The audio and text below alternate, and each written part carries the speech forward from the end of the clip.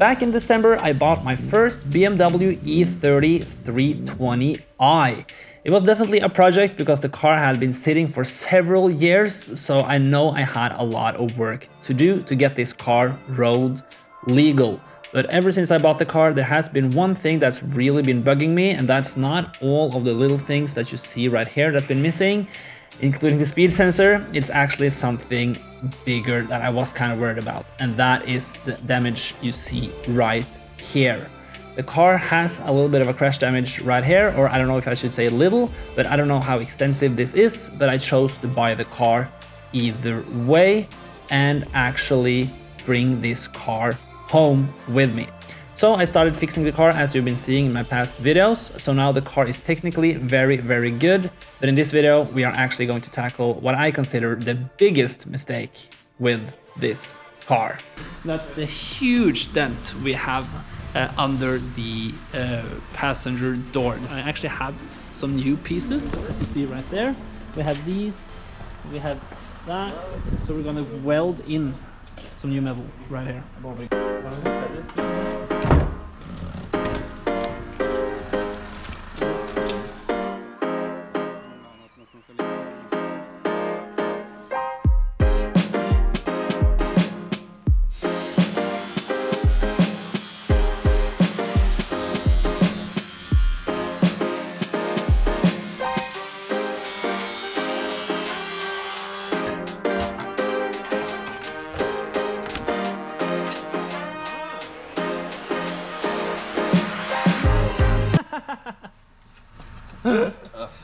Fixable? Ja. Okay.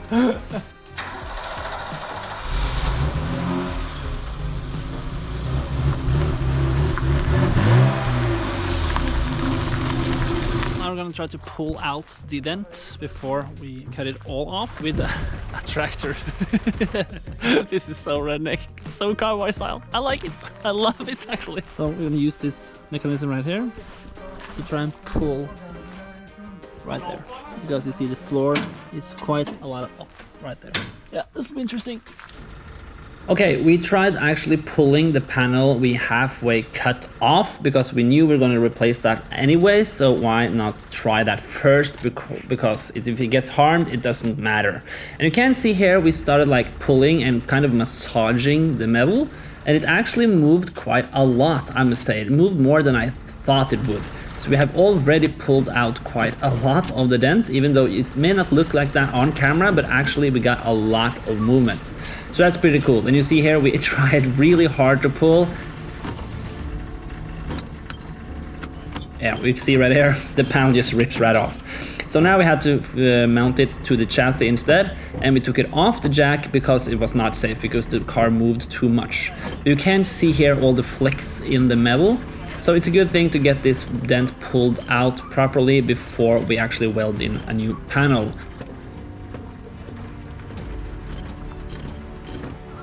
You can see right here on the inside as well, this body line on the inside is much better now than it was earlier, because that was really bent. So now we actually pulled it out quite a lot.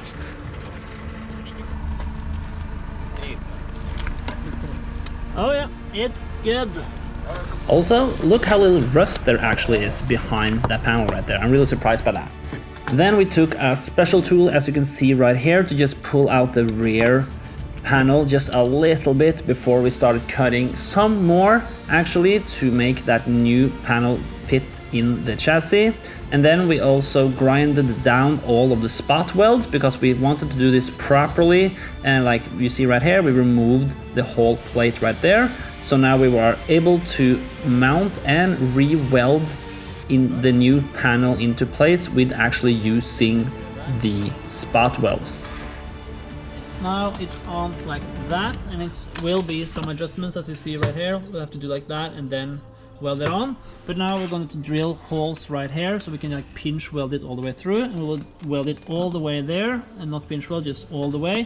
And then we will grind it down again, and then put some new like undercoat under here. It will be looking pretty good. It looks pretty good right now, so I'm excited. We're now ready to actually tack weld this panel in place.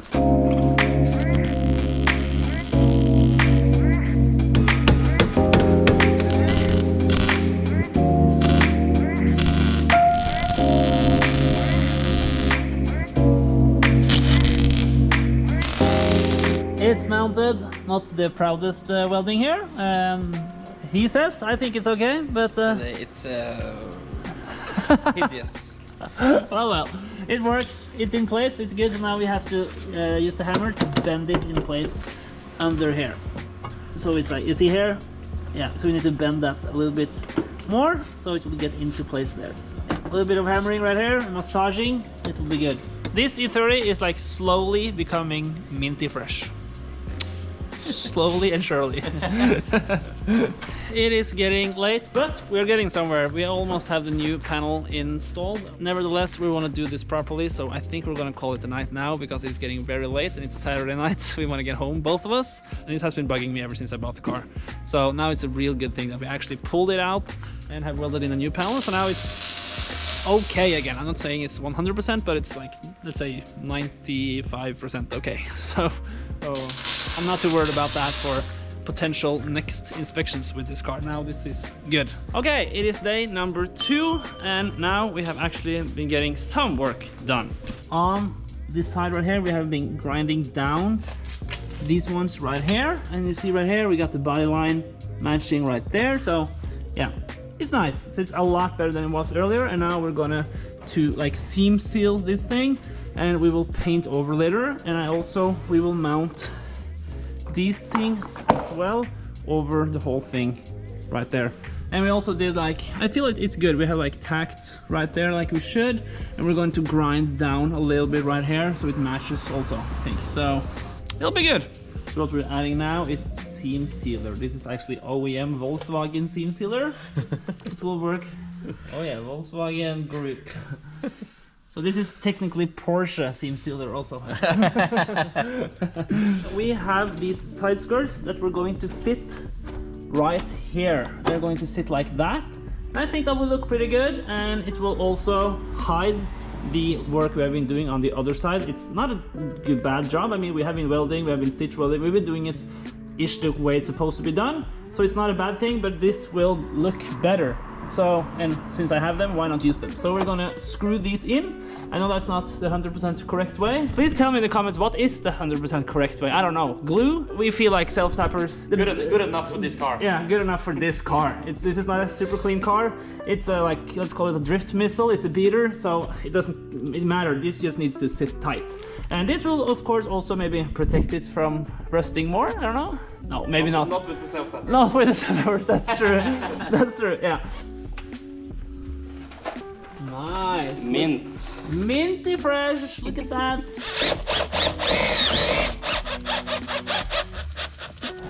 This side skirt actually came out pretty cool, I must say. The only thing is that with the front fender there, I don't really know what's the deal there. If you need another piece maybe. And we believe this is a side skirt from a BMW E30 325iX.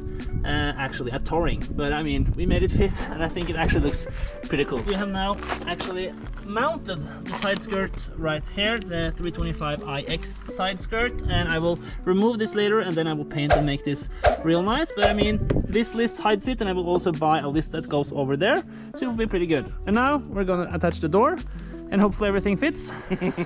Yeah. And hopefully the door closes. That's also an important piece. Moment of truth.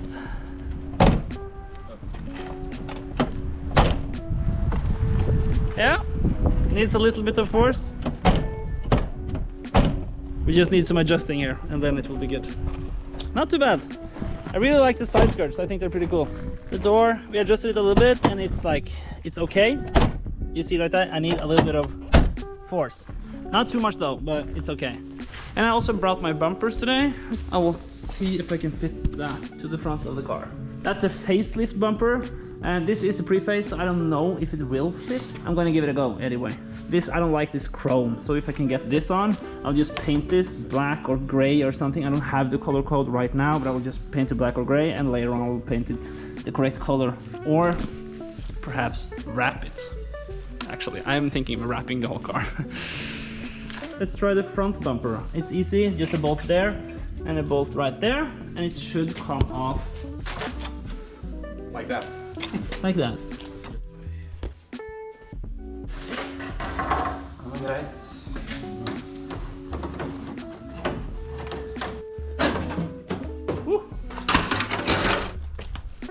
Oh, this is so ghetto.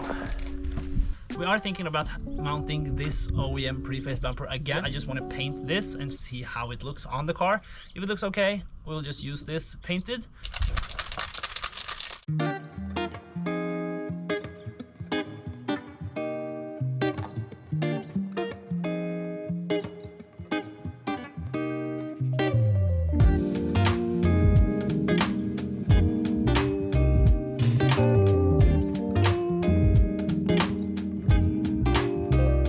Okay, now the front bumper is painted. As you saw, not in the best conditions behind the barn, but whatever, we gotta just work with what we got. And yeah, so now that's painted, that's nice. It's time to get it on the car. I also decided to paint the OEM spots under the rear bumper that you see right here. That actually came out pretty good, I must say. So when we mount the bumper that I painted now over there, it looks kind of clean underneath it. I mean, it's not the prettiest thing in the world, but it's okay. And we also found out that the OEM pre-face blink lights don't fit on a facelift bumper. So we actually just cut up the plastic that you see right there.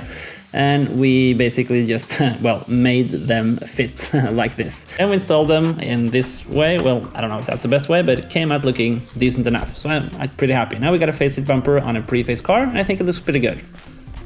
Oh, damn. So now the car is ready for inspection, finally. That's really good. And we got the panels on this side there. We got a new front bumper on. We didn't get I have a lip, but we didn't mount it because it's not important right now. But we got this facelift bumper on, looking really good. So yeah. And we got some OEM wheels on the back again. That's nice. And we have mounted the rear bumper, painted the OEM one. That looks okay, I think. And we'll get the correct color code later on, but I mean, for now, yeah, it's all right. I'm happy. Time to load this car on the trailer right there and use this to pull the car with and call it a day. I thank you guys for watching this video. I really hope you enjoyed it, and I will see you guys in the next video. Goodbye.